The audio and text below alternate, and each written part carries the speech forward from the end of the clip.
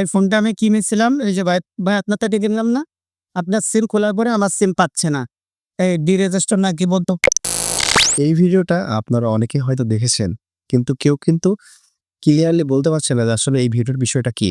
মানে উনি যে ফোনটা ক্রয় করছেন, সেই ফোনটা কেউ না কেউ ওই দোকানে বিক্রি করেছে। বাট সে কিন্তু তার ফোনটা ডিরেজিস্ট্রেশন করে দেয় নাই। অর্থাৎ তার নাম থেকে ক্যানসেল করে দেয়নি। যার কারণে ওই ফোনটা কেউ কিনে ব্যবহার করতে পারছে না বা সে রেজিস্ট্রেশন করে ব্যবহার করতে পারছে না। সো এর ১ম যে সলভ সেটা হচ্ছে যে এই ফোনটা যিনি বিক্রি করেছেন তার উচিত ছিল যে তার ফোনে ডায়াল করে ফোনটাকে রেজিস্ট্রেশন করে দেয়া। সো আপনিও যদি এভাবে আপনার ফোনটি বিক্রি করতে চান, সেক্ষেত্রে অবশ্যই আপনার ফোনটি ডিরেজিস্ট্রেশন করে দিতে হবে। সো কিভাবে রেজিস্ট্রেশন করবেন?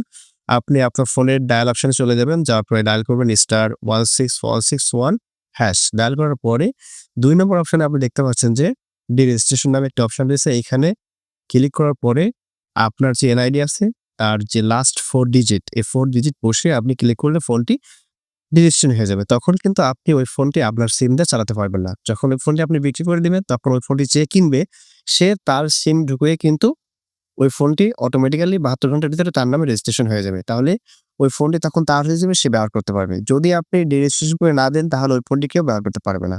That's it.